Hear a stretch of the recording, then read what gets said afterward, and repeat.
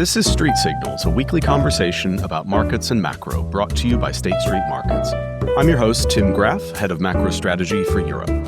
Each week, we talk about the latest insights from our award-winning research, as well as the current thinking from our strategists, traders, business leaders, clients, and other experts from financial markets. If you listen to us and like what you're hearing, please subscribe, leave us a good review, get in touch. It all helps us to improve what we offer. With that, here's what's on our minds this week.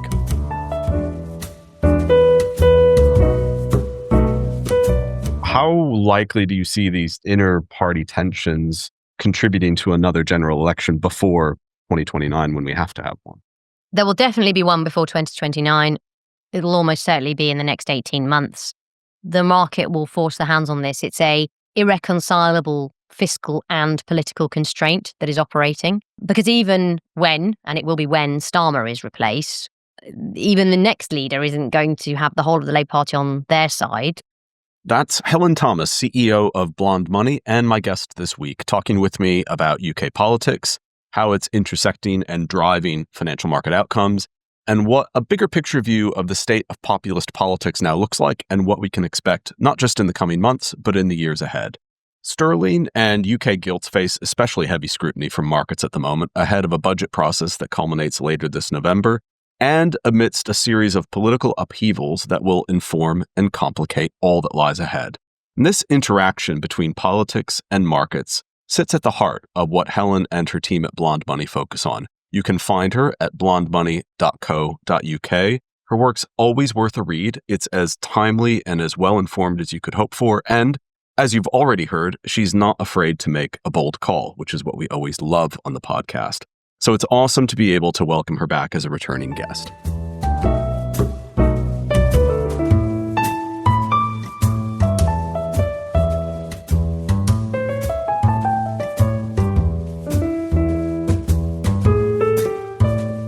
Hello. How are you? I'm very good. How are you doing? I'm excellent. It's great to see you. Very nice to see you too. Am I sound okay?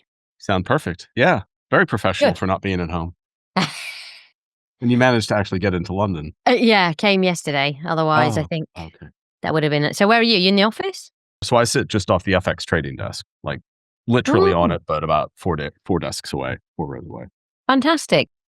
When did we do our last podcast? That was right before the election. So I'm guessing it would have been June. I remember when I first reached out to you, I was like, maybe it's not going to be of the moment. Yeah, it's of the moment. Well, yeah, because actually on Thursday, we're going to have the deputy leadership contest. In fact, I'm just looking. Oh, yeah, nominations close at 5 p.m. Thursday. Okay. For the next deputy leader of the Labour Party. So, yeah, so I guess the big picture question is there's a lot of numbers for the UK that aren't wildly different than a lot of other developed economies like Germany, France, Japan, the US. Spread widening has actually not really been that bad compared to the mini budget episode from a couple of years ago. Yield curve steepening is happening everywhere.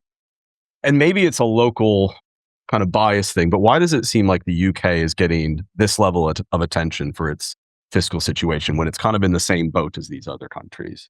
Well, I think it is in a worse position, even though there has been a general trend. So if you look at, say, the UK 10-year yield versus an average of the other G7 nations, it is the highest and has been up the highest. Now, the big move, as you suggest, took place 2022 to 2023. But I think the worry has been that there has not been a retracement or a shift in that after this Labour victory in the election. Because this is the thing, I think, that, you come in with a big new government with a huge majority, drawing a line in the sand, we're going to do things differently. And the market is trying to give them the benefit of the doubt, but every step they've taken has gone wrong for them, basically. And I want to quote, and I'm just looking here at my notes, because there's a good quote from last year's Labour conference where Rachel Reeves, the Chancellor, said, "We were elected because, for the first time in almost 2 decades, people looked at us, looked at me, and decided that Labour could be trusted with their money." And that's the thing. I think that, they were new. They'd been out of government a long time. They took a chance on a Labour government which historically has had some difficulties in managing finances. And initially, it seemed that the mood music was positive, but what they've actually done in terms of actions has been quite unfriendly to business and not helpful for growth.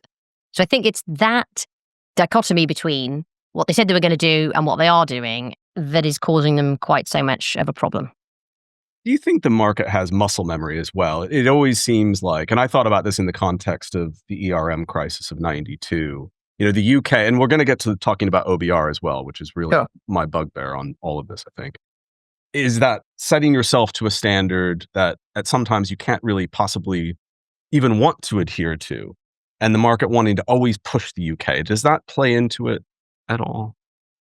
I'm going to take issue a little with the characterization, because I think what is happening is this huge, huge debt issuance, which was always coming, right? So we've had the pandemic, everybody swelled the debt. This year, I think OECD is talking about $17 trillion worth of issuance versus $14 trillion the prior year. There's been a big jump up in issuance. So everyone has to look at debt. I talk about it as being like we had the recovery and now we're having the reckoning. And it was always going to come at some stage. There's a contest going on amongst global investors where, where do you want to put your money? And so that's why they have to assess each country on its own terms. There is a lot of debt out there. There are a lot of countries who are indebted, but this UK government is not convincing them. I mean, I remember a Gilt investor said to me, right from the very first thing Rachel Reeves did, which would have been summer last year, when they awarded public sector pay rises and she removed the winter fuel allowance, which went on to become quite a dramatically poor decision politically. But this Gilt investor said, why am I financing pay rises for train drivers? It just didn't chime with, okay, well, that's a coherent view of where I see the productive capacity of the British economy. So they have been the architect of their own demise. And that's where I actually wanted to talk about the welfare reform process that we went through, or the attempt that was attempted. I think 2 months ago to the day was not to the day, but 2 months ago and a bit was the parliamentary session where that all kind of ended in tears, quite literally. And can you walk through why that? Well, I think it was a pivotal moment, and it showed kind of the inability to make even modest adjustments to the trajectory of spending. But can you talk about just the process and why that really kind of ran aground? Really, what was responsible for that? The welfare reforms, for those who may be not familiar, this was all to do with the vast amount of money that is projected to be spent on disability benefits in the UK, where something like 1 in 4 adults has some kind of disability. This obviously ranges from physical to mental, various types. There was a measurement. You got a number of points to receive something called a personal independence payment, the PIP. And there was a talk of like, let's restrict the payment only to the most severe people with the highest numbers on that score.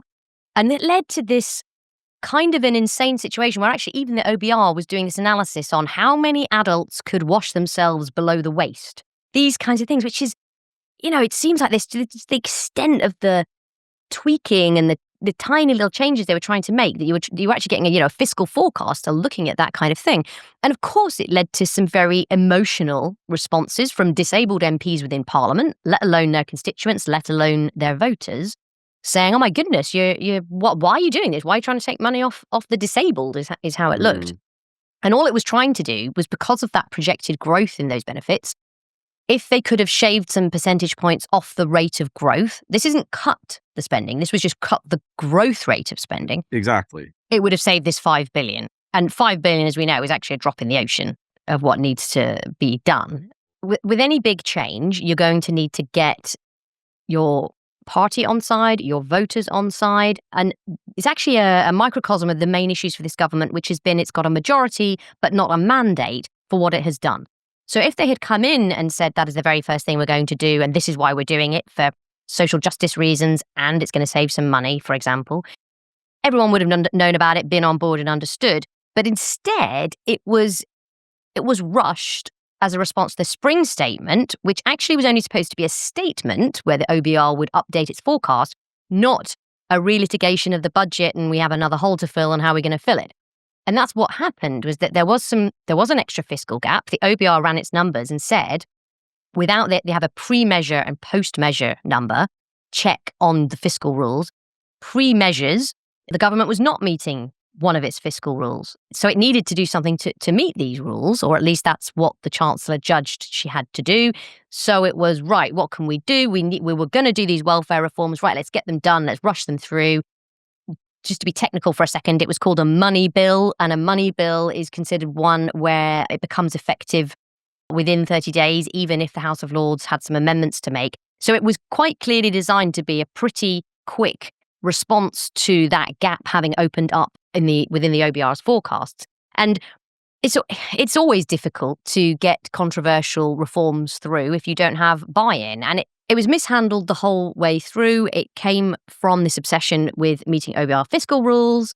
It came from the Chancellor driving things without necessarily having all of her party on board. It came from an election win that was not very clear about what the party was actually going to do other than change things. And it's really indicative of the mess. And I'm glad you pointed out that it is pivotal and it is very much a microcosm of the problem the government's facing. We're going to get more to the politics of it. But in this specific instance, you mentioned the government had a big majority, but it's never been a popular government. And that was even pointed out on the election day, really, that this was still a pretty lightly supported Labour Party, even if in Parliament, it's a very large parliamentary majority. So I'm thinking about the internal party politics, because we were talking about this morning, and I sort of in my mind thought about it and then alluded to, you had conservative infighting through the last 5 or 6 years of the various administrations that ultimately was their undoing. What is the calculation being made by those within the Labour Party who pushed back on this and really forced it to fail? So you have to look at the dogma and ideology of people who become Labour MPs and what they have been through over these last, 15 years, but what they consider 14 years of Conservative rule, where a lot of them were really motivated by the austerity measures that took place in the wake of the financial crisis, blaming a lot of the crumbling public services as they would see it and the woes of the country on that austerity program. So they have waited 14 years to do the right thing in their mind, a lot of these MPs. And austerity, or anything that smacks of austerity, simply could not be swallowed by those MPs. That is not what they came into government for. And where this seems to have gone so badly wrong has been that the Chancellor and the Treasury have failed to prosecute their vision, alongside the Prime Minister, of course, that some restraint might be needed for reasons of fairness, but it would deliver some kind of sunlit uplands in the future. But as I say, if you boil it all down to arguing about how disabled a person is, then look, you had a government in its first year that was took benefits off pensioners. Who this idea of like freezing pensioners in their house. There's now even talk about special needs children who are being taxied to different schools. That's costing a lot of money. Can they look at that? But can you imagine being a Labour MP having waited 14 years, where you consider an evil, nasty Conservative Party has made all the wrong decisions, has not invested in public services, and now you've come in with a huge majority and looks like you're being asked to do the same thing. And they just cannot cope with that. It is more than they ever thought they would ever be asked to do. It's why it's so difficult for them to get over it. And the key thing, of course, of those welfare reformers, by the way, for those who weren't being a nerd like you or me and watching this debate in Parliament, they were they were gutted at the last minute, just moments before the vote, in order to actually get the vote through. So the vote through basically said, we'll look at this, we'll do a commission, we'll talk to disability groups, we'll find a different way to do this. But it did not obviously get passed in the form of actually making savings.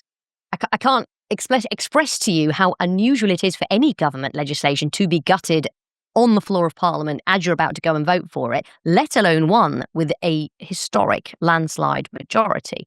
This does go to the heart and soul of the Labour Party and this ideology and what they're in power to actually achieve. When it comes to the market and building market confidence, we are going to have the budget in late November, I think. Is that right? That's right. 26 November. Okay. This is going to be a focus between now and then. I'm super happy I get to talk to you now rather than just ahead of then, so we can let this digest for a little while. The market is clearly, I think, teetering. There's enough confidence for now. We've had, as long as it's not been the very, very long end of the gilt curve, we've had decent demand for gilts, but it is obvious that this is in focus. We are talking about it and it's not going to go away.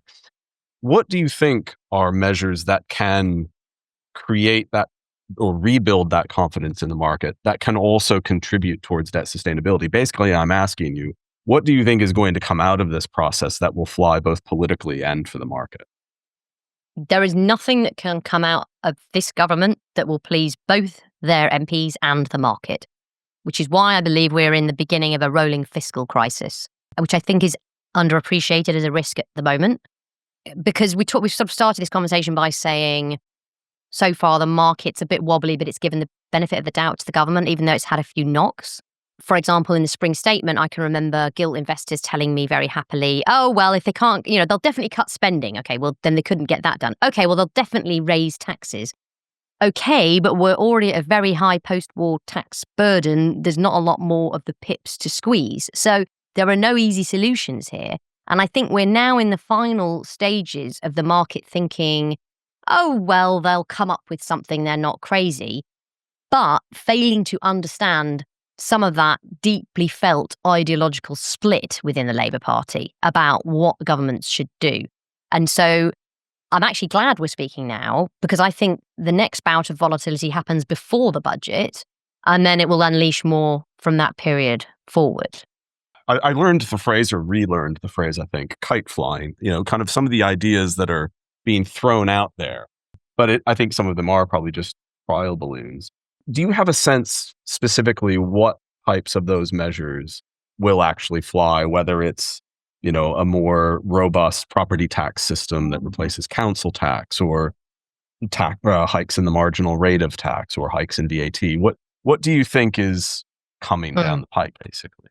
Two things here. One is, I said they cannot come up with a budget that really pleases their own MPs and the markets.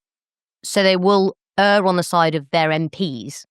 Therefore, the measures will need to involve a degree of traditional Labour Party dogma, such as a kind of a tax on the more wealthy. So I could well imagine something like a mansion tax, in inverted commas, where the number just has to be big enough that most of Britain would consider that a big number. So, £1 million house, that might sound a lot. It doesn't get you a lot necessarily in London, but, to the country at large, that's a big number. So there could be some annual property tax that's been talked about. May very well be cancellation of reliefs on pensions, because again, if you're wealthy enough to save, then you can pay. But there won't be the cuts in spending, because they can't do that. And quite frankly, those tweaks are unlikely to really deliver a big enough revenue raising impact, because as I said, there's not that much more pips left to squeak in the tax system. They will likely have to break a manifesto promise and raise the basic rate of income tax, but they may well raise the top rates by more. So we could go back from 40 and 45% could go to 45 and 50%. If at the bottom, people are having to pay 1 penny more on their income tax. Now, I said I'd say two things, because that's point one, because point two is the way the budget process works and why we are now in a really key phase over this sort of next 6 weeks. So this isn't how it used to operate, but since Rachel Reeves came in and effectively sort of deified the OBR, she doesn't know what she can do yet, because the OBR have to run their forecast model of the economy, and then they spit out the number, which is the gap that has to be filled in order to meet the fiscal rule. Now, you've heard already lots of discussions about how big that could be. The National Institute of Economic Social Research considers, 50 billion. I've seen some banks putting 20 to 30 billion out there.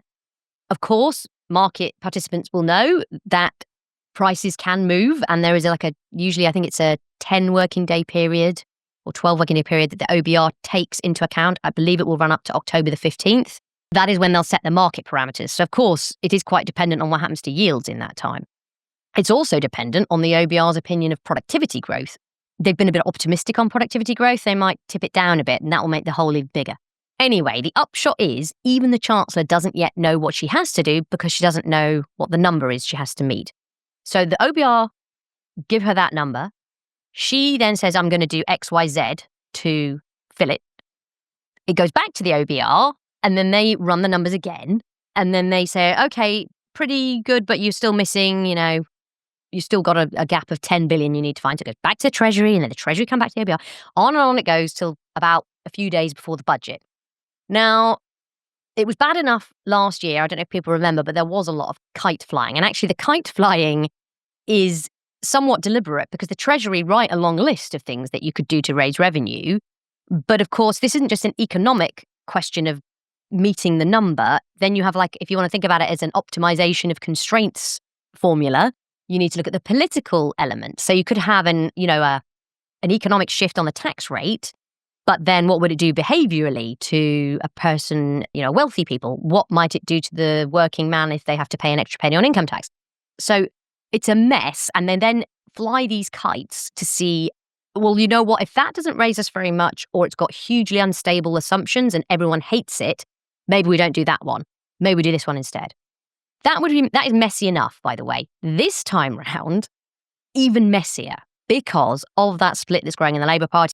Now, the debate will be taking place not just between the Treasury and Rachel Reeves and the OBR. There will be number 10 because Keir Starmer's now got his chief economic advisor, so he's going to have an input. And all the disaffected left of the Labour Party who will hear something leaked and then become outraged. You can't do that. Why aren't you slapping taxes on more non-doms or private equity or banks or whoever they decide they want to get more money out of? And so I'm afraid it's going to be a very unstable run into that budget. And you might say to me, oh, hang on, if the market really has a visceral negative response to something that's leaked, oh, it'll be off the table. Well, no, because the people who've proposed something that might look irrational to the gilt market will be the sort of people who say, no, we need more of it. So the people who want the wealth tax will say, tax the wealthy more. That's why you've got a gap and gilt yields have moved. Great. More money from the rich. And I'm afraid that's what we're headed for the next 6 weeks.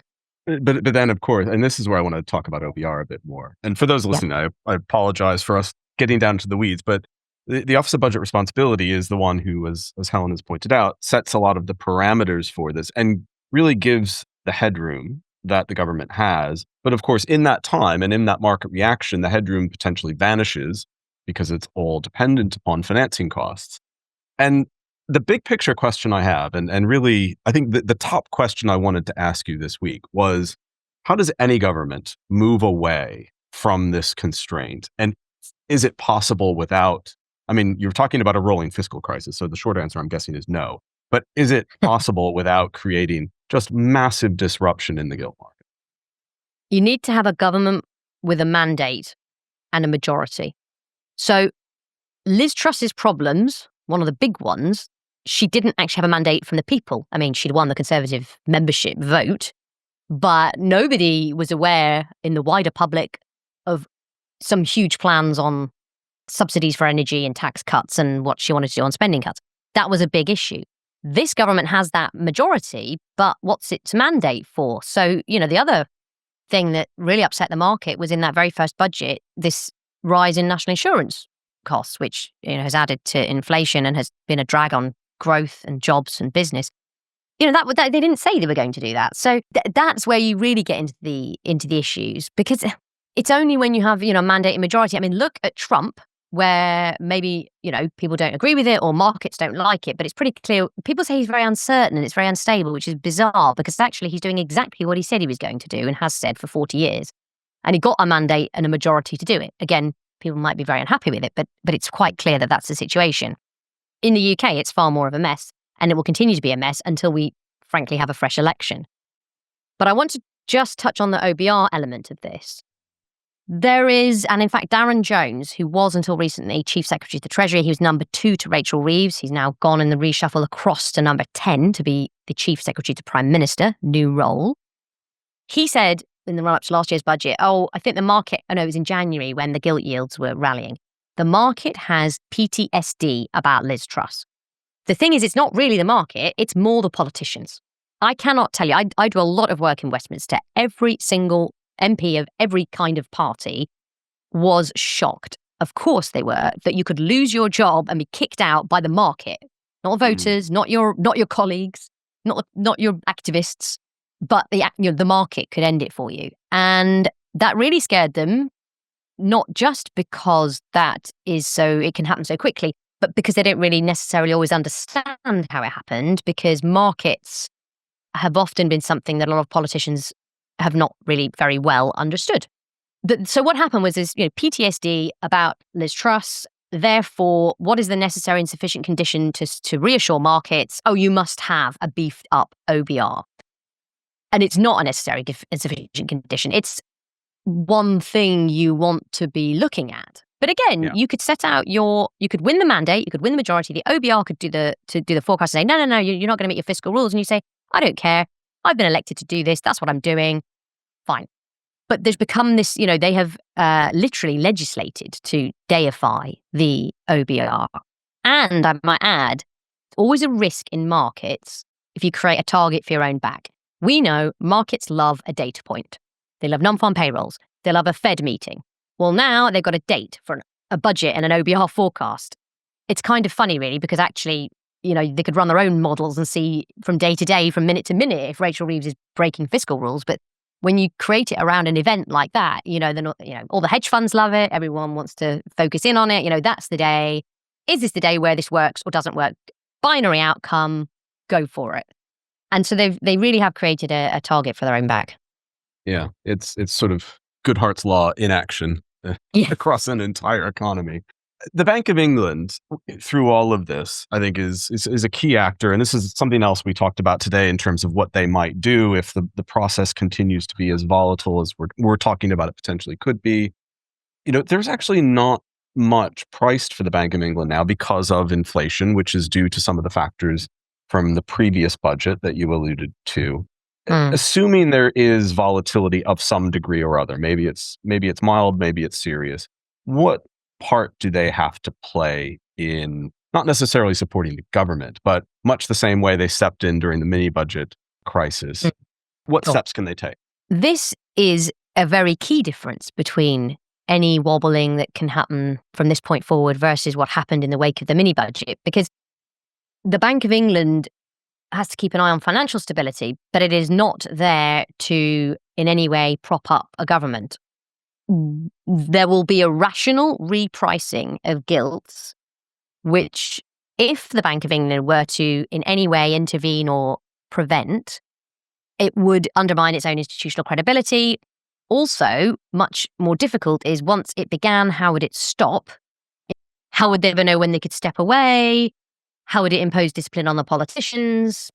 So this is a much harder situation potentially for the Bank of England. Over the LDI episode, there was an actual market dysfunction. The convexity of gilts became so extreme that was a rapid sell-off. It was also a rapid rally back. So the key question here is, they would try and use some financial stability tools. Interestingly, they conducted something called a system-wide exploratory scenario over the last 2 years, the SWES. 50 institutions were involved, and they had to run a scenario of a shock to the financial system. And it's a really interesting paper for those of you who want to look at this sort of things. It's good. The Bank of England have done this. But what they found was there was stress on the gilt repo market. They have just issued a consultation paper on their proposed changes to that. They have also already come up with something, let me get the acronym right. It's a contingent non-bank financing tool, which basically means that pension funds and insurers could post gilt collateral with the Bank of England if there were another, gilt-related issue. But it's only envisaged to be a 1 to 2 week tool, which is, yes, that would deal with, like an LDI type convexity incident, but something that's a long-term political rolling crisis wouldn't be so useful. They also said in their system-wide exploratory scenario that there was a jump to illiquidity in sterling corporate bonds, meaning that, yields spreads could widen suddenly on UK credit, which they argue, and it would potentially impair the economy further because it would impede business financing. So, by the way, you'll be totally reassured to know that they don't actually know what to do about that yet. They're looking at it. Good that they've identified it. But I think but what to get to here is it's not a panacea. The Bank of England can smooth market dysfunction. It's got market maker of last resort capabilities, but in a great many ways, it wouldn't want to get in the way of a rational repricing, even if it was a swift repricing, because it's the pricing that then imposes the discipline back on the politicians. Yeah. But can they slow things like quantitative tightening, I think, and that's being discussed as pretty likely, in fact, Yes. that they'll stop maybe selling bonds into the market. But beyond that, and do you have any thoughts about actually how big of an impact is that in the first place, and will that really help in the event of a crisis?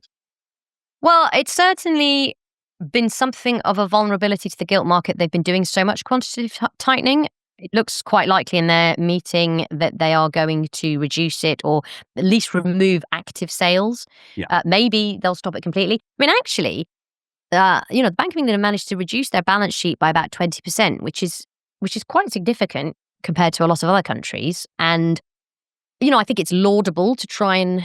There's been this ratchet higher and higher all the time on central bank balance sheets, getting bigger and bigger over the last 20 years. It's laudable to try and get that down, not least when there's another crisis, you've got capacity to do more. But yes, that would help at the margin. There could be interest rate cuts, but then sterling is likely to come under pressure, not least because of foreign holders of gilts. There's such a large proportion of them. And so that would create inflation pass through if the pound dropped. It is tricky for them. To be honest with you, I would say the Bank of England would be in a pretty invidious position and would not want to rush into doing anything too much too soon. There's so much more to get to. Let's talk about the politics, though. I think, I really always love reading your commentary on it. And of course, last week, we had the stepping down of Angela Rayner as deputy PM, which you alluded to before, and the process now for her replacement begins this week. But forgetting about the kind of details of that or leaving it to the side for right now, I mean, how much does this reshuffle that this was part of, how much does that actually inflame some of the tensions in the party you've already talked about with respect to policy? Oh, absolutely. Brings it hurtling forwards towards us. I mean, in some respects, it couldn't have been worse because you're going to have a deputy leadership election. There's a party conference coming up, 28th of September is when it begins. So it's an ideal moment for all these activists and MPs and everyone part of the party to really have this argument about the direction of the party, which was going to happen anyway.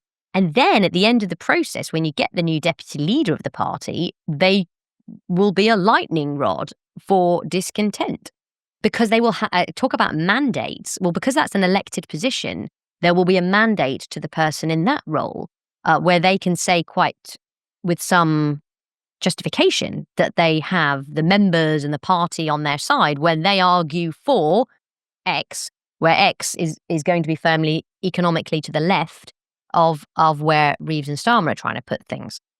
Here's the other thing about reshuffles. I've worked in politics before as well as in markets. I mean, reshuffles always make enemies, always. And Keir Starmer can ill afford any more of them. I mean, I'm going to modify this quote that was apparently given to a journalist, but apparently one sacked minister said, "I'm going to F him up" when talked about Starmer.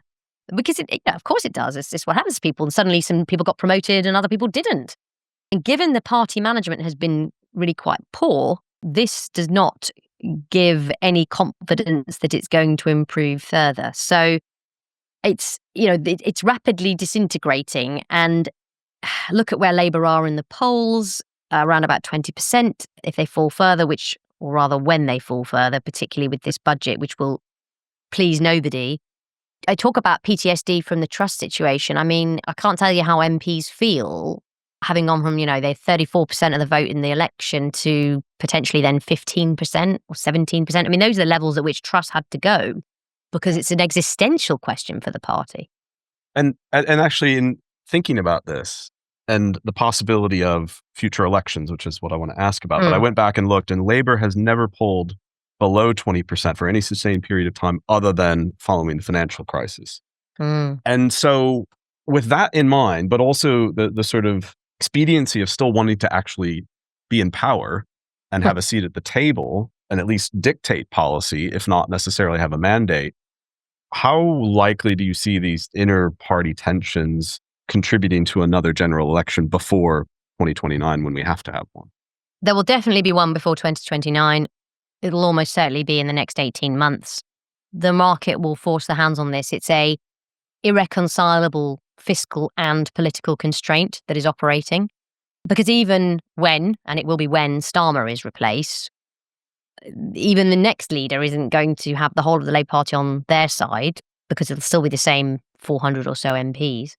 And, we haven't even talked about challenges like slowing growth, potential for a recession. I mean, the US economy is starting to slow. That could easily have, well, it certainly will have pushback onto the UK economy as well, let alone an even more impaired gilt market and higher yields and steeper curves. I mean, look, where I see this going is a de facto splintering of the Labour Party. And you talk about MPs, well, they've got this majority. Surely they want to stick with the sort of arithmetic that they have. Not if you're polling at 16, 17% and an election will be sometime in the next few years. It then starts to become rational for you to maybe defect. You could defect. There could be a new wing of the party could sit, like Bernie Sanders in America. Actually, he caucuses with the Democrats, but he's an independent who's a Democrat. You could have independents who, well, they already have actually. The Labour Party's removed the whip from 4 MPs that didn't back that welfare vote. So you could have a budget that squeaks through with a swathe of Labour MPs with the whip removed. They then say, hey, we're going to sit under a different name.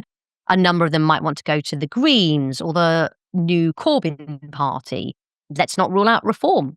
People seem to think it'll only be people on the right that want to go that way, but people on the left could go that way as well. So it's funny, really. People seem to think that the political risk had disappeared on this big Labour win. Actually, it is still rumbling through.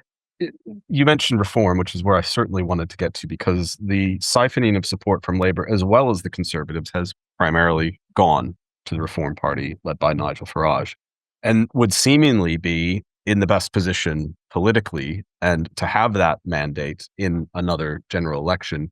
But I'm curious, and I don't know as much about this, what their ground game is like, whether they can mount a full-scale campaign where, last year's general election, they were, but they got a few seats. Is it different this time around? And is there that ability to win the hearts and minds of previous diehard Conservative and Labour voters?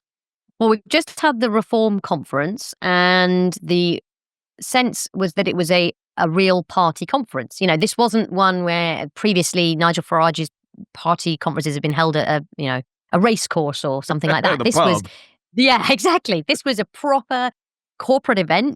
Birmingham's NEC, Heathrow Airport was sponsoring the corporate lounge.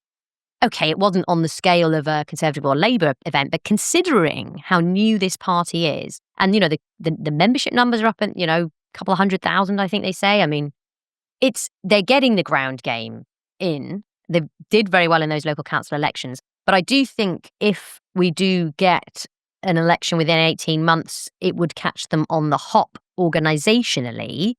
I think, Farage actually said in his speech at the conference that, I think he said prepare for, I think he said 2027, partly because I think he wants to make sure they have the whole mechanics ready. But, let's not forget in this day and age, how many people answer the door to somebody canvassing for their vote versus how many people see a Facebook advert or a Twitter advert or a TikTok advert. So there are easier ways, as we know, to reach voters than there were. And look, I mean, they're already on 30% in the polls. They'll soon be polling at the same level as both the Conservatives and Labour combined. Yeah. And as you say, they haven't even kind of got there yet. So just imagine a budget that really upsets people. Frankly, I mean, I said at the start of the year that Reform would be regularly topping the polls. I think they'll be headed up towards 35 to 40% of the vote pretty soon. And then what happens is you get the money. And then when the money comes in, organisation comes in, top quality people come in, and that starts to change things. That's what we should watch for. In your potential timeline, though, is that enough for a parliamentary majority, or is it still a hung parliament, assuming the ground game isn't quite there in 18 months' time? And of course, it's technically 650 candidates that you have to find, and that is a lot. I think actually that will be a challenge a bit too far, but this is where I think defections come in. So either, what if 20 Labour and 20 Conservative MPs decide, you know what, I'm not going to run, if there is an election happening, I'm not going to run as under that ban, I'm going to run under reform. Or if we actually properly, when we get to the election campaign, I should say, when we get to the election campaign, the Conservatives could say, actually, we're going to join up. We're going to do this together. We've got the experience and expertise. Maybe Reform say, no, we don't need it. But actually, you get candidates standing under a joint banner, maybe even, the Reform Conservatives going kind of that Canadian route for the people who remember what happened there with the end For of the that. guy who listens, who follows Canadian politics. Yeah, exactly. That guy, Dave. For that guy, you'll have it. Shout out to you. So, but I guess what I'm saying is, yes, it will be a challenge for Reform, but it is not an insurmountable one. Yeah. For them to actually be the next government. Thinking more broadly, and not just in the UK, but Europe as well, because of course we have we could do this podcast, I think, almost verbatim, just changing the names for France, potentially for Germany at some point. I had a general question about populism, though, and movements like Reform or AfD in Germany, RN in France. How do you assess where populism is right now? Let's start with the UK, but just how far along in this political process is the populist movement? Let me take a slightly historical perspective to all of this, because we're only really beginning, in fact, at the foothills for some of these more extreme parties to get into government. And the reasons for that are 2008 happens. Suddenly you get, every time you have a huge economic crisis, you get a political realignment. That's what happens. That one in wake of 2008 was an anti-establishment versus establishment break. Now, then fast forward to the pandemic, the only authority that could get the vaccine in your arms and reopen the economy was the government, was the authoritarian element to this. So then there was this like fracturing of, well, who do I want in charge here? Do I want the government in charge of me, or am I in charge of me? And that's where you get this authoritarian libertarian split. So electorates are fragmented from 2 quadrants to 4, if you like, which is why, by the way, in a first past the post system like in America or the UK, you only need 25% of the vote plus 1 and you can win a huge majority. And then you see in more proportional systems like France or Germany that, you don't get a stable government because everyone's fractured to the extremes and they can't work with one another. So that's not going to change anytime soon.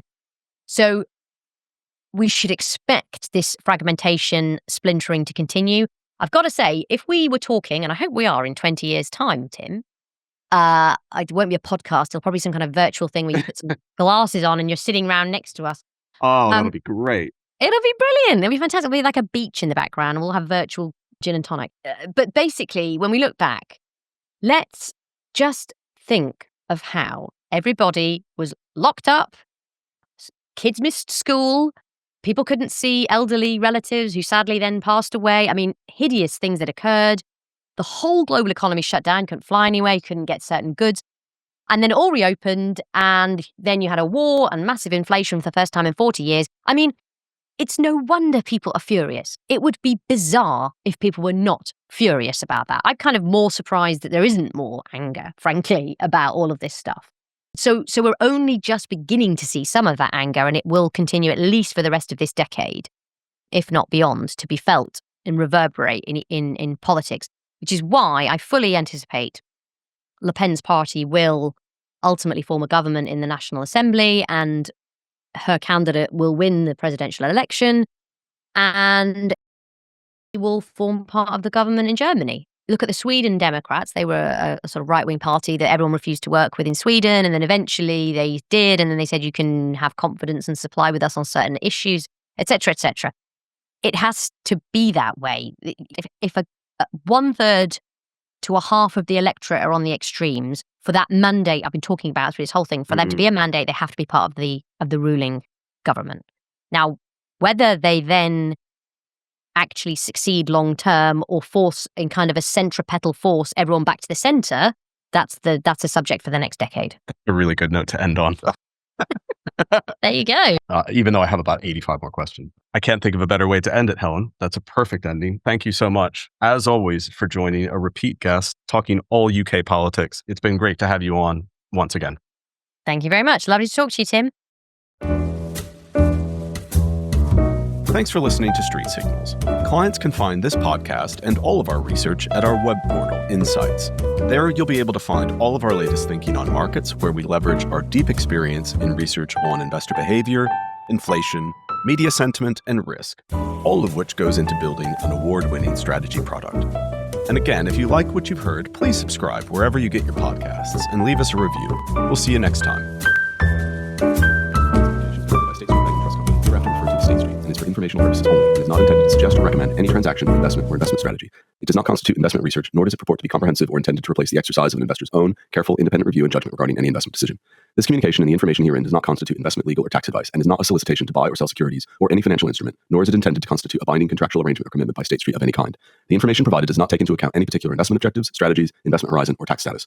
The views expressed herein are the views of State Street as of the date specified and are subject to change without notice based on market and other conditions. The information provided herein has been obtained from sources believed to be reliable at the time of publication. Nonetheless, we make no representations or assurances that the information is complete or accurate, and you should not place any reliance on said information. State Street hereby disclaims any warranty and all liability, whether arising in contract, tort, or otherwise, for any losses, liabilities, damages, expenses, or costs, either direct, indirect, consequential, special, or punitive, arising from or in connection with any use of this communication and/or the information herein. State Street or its affiliates may from time to time as principal or agent for its own account or for those of its clients have positions in and/or actively trade in financial instruments or other products identical to or economically related to those discussed in this communication. State Street may have a commercial relationship with issuers of financial instruments or other products discussed in this communication. This communication may contain information deemed to be forward-looking statements. These statements are based on assumptions, analyses, and expectations of State Street in light of its experience and perception of historical trends, current conditions, expected future developments, and other factors it believes appropriate under the circumstances. All information is subject to change without notice. This communication or any portion hereof may not be redistributed without the prior written consent of State Street. Past performance is no guarantee of future results.